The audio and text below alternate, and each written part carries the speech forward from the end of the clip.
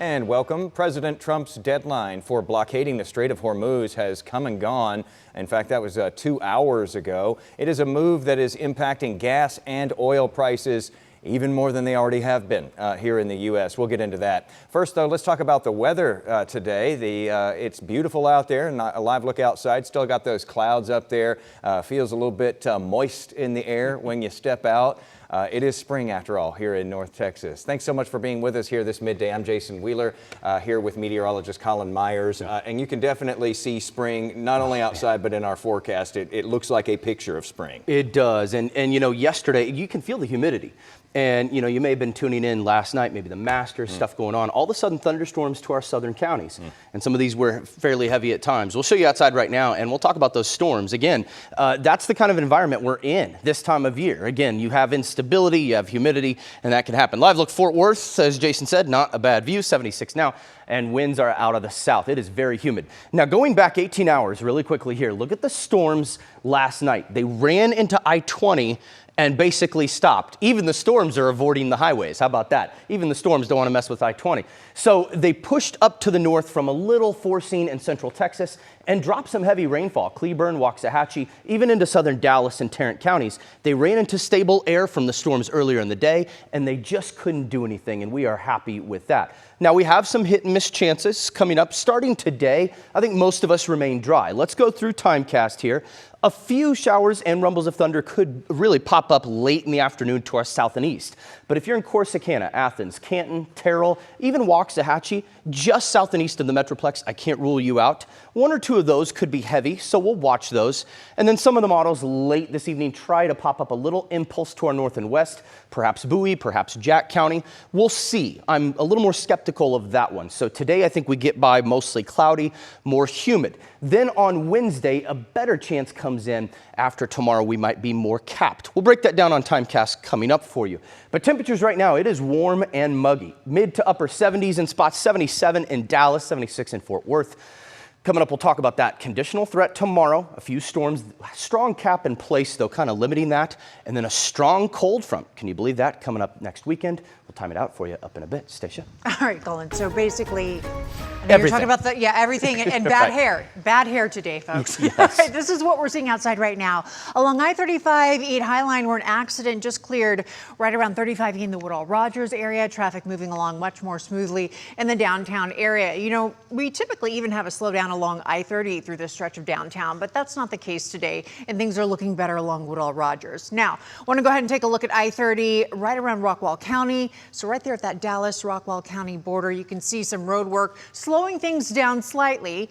So it is slow going across a bridge. They do have that one lane blocked. That'll probably lift right around 3:30 this afternoon. Now, we're going to take a trip over to Tarrant County along I-30, where things are looking just fine, I-30 at Green Oaks, but you can expect a major closure to start tonight and continue nightly all this week. I-30 is going to be shut down both directions in West Fort Worth from Camp Bowie Boulevard to Loop 820. We'll be updating you on that, but just be aware, full closure nightly, I-30 in Tarrant County. Jason? All right. Thank you for the reminder there, Stacia. Appreciate that. Let's get back to the Iran war here. U.S. Central Command now says the U.S. blockade of the Strait of Hormuz did go into effect this morning at 9 a.m. our time. This comes after failed peace talks over the weekend. ABC's Olivia Rubin has the very latest. Today, President Trump's blockade on the Strait of Hormuz going into effect, saying the U.S. will block any and all ships going in or out. We're putting on a complete blockade. We're not going to let Iran make money on selling oil. The price of oil rising again, past $100 a barrel this morning, and gas still over $4 a gallon. Trump asked if prices might come down before the midterms. So do you believe the price of oil and gas will be lower before the midterm elections? I hope so. I mean, I think so. It could be. It could be or the same or maybe a little bit higher, but it should be around the same. I think this won't be that much longer. Iran firing back, the Speaker of the Parliament saying, with the so-called blockade, soon you'll be nostalgic for $4 to $5 gas. But there are questions about how exactly this blockade will work. The U.S. military now saying it will only block ships from Iranian ports, not all ships passing through the strait, as the president had warned.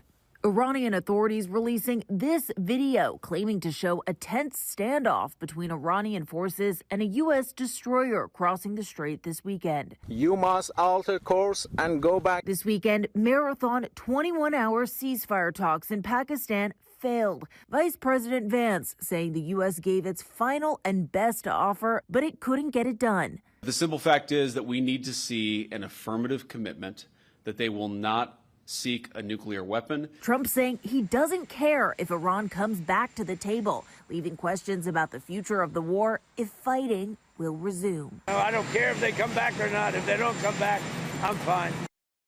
And in a new social media post today, President Trump warning if any of Iran's fast attack ships come near the blockade, they'll be, quote, eliminated, adding it will be quick and brutal. Olivia Rubin, ABC News, Washington. Right, as mentioned there, gas prices are slightly down despite oil prices going up, and so that is something we're going to have to watch in the days ahead. One usually follows the other. According to AAA, the average price per gallon in DFW right now is sitting at about $3.73 a gallon. That is lower than the statewide average of $3.80 and, of course, lower than that national average we just heard about. The U.S. blockade is already showing its impact on the stock market today, though. This is a live look right now at the numbers from the big board there at Wall Street. The Dow right now down about 211, jumping around, just went under 200 there, less than 0.5%.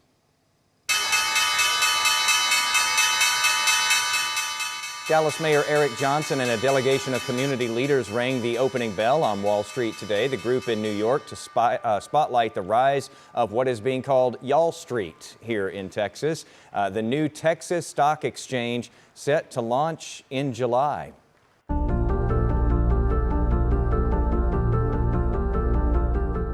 A live look now at our coverage on WFAA Plus that continues. This is the start of week 2 of Tanner Horner's trial in Fort Worth.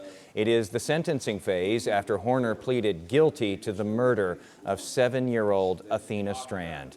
Today's testimony started with an FBI agent giving new details about the crime scene. Today, jurors are also getting a look at photos of where Athena's body was found, described by the FBI agent who pulled her out of the water. The lights and everything that was on the bridge hitting down, her skin appeared to be glistening, almost kind of angel-like, is what I recall it.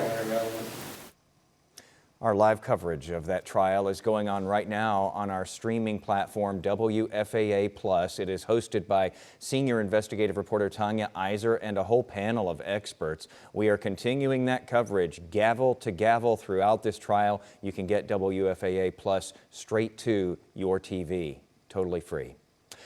Fort Worth voters will have some expensive decisions on Election Day, which is just weeks away now. Before you head to the polls, Chris Sadeghi is breaking down what is in a big bond package on the May 2nd ballot.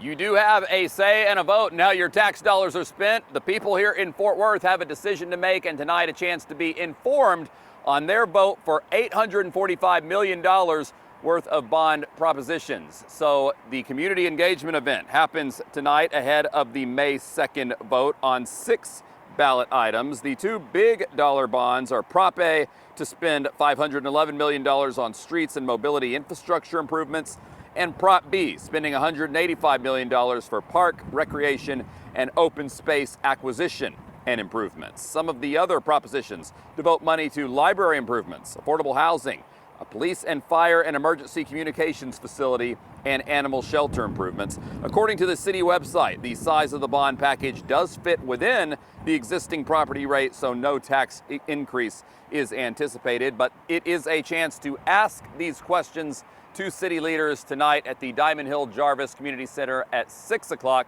There's going to be 2 more of these events later in the week on Thursday and Saturday. In Fort Worth, I'm Chris Sadeghi. Now back to you. Fort Worth ISD is dealing with more than 200 teaching vacancies right now as it tries to navigate its TEA takeover. The district has more than 140 schools. 60% have at least one vacancy. The largest for one school is 7 at South Hills High School and Como Success Academy. We're 3 weeks into Dr. Peter Licata taking over as superintendent along with a new board of managers. The Dallas Wings are on the clock. It is draft day for the WNBA, and for the second year in a row, Dallas has the #1 pick. But unlike last year, when Paige Beckers was definitely the undisputed top pick, this year there is a lot of speculation about who's going to be in that top slot. Some mock drafts are showing the Wings taking UConn's Ozzie Fudd, a high-level elite shooter. The one thing, though, she would have to share that ball with a Wings roster that already has quite a few ball controllers. Another option for the Wings, UCLA's Lauren Betts. She helped lead the Lady Bruins to the NCAA title, including an unbeaten run in the Big Ten. Betts appeared on Good Morning America this morning and gave a few hints about what we're going to see when she arrives at the draft tonight. Sporting on the orange carpet? Oh, I can't give too much away, but I will say it's very glamorous. Okay. Very chic. Ooh. And shiny. Shiny. Ooh. Yes. Okay. Yes. All right, glamorous, chic, and shiny. Another top prospect in tonight's WNBA draft is TCU's Olivia Miles. Some of the mock drafts are even having her stay right here in North Texas and being picked by the Dallas team. Miles is among those invited to be at the draft in New York tonight. We, of course, are going to be keeping a close eye to see where she lands.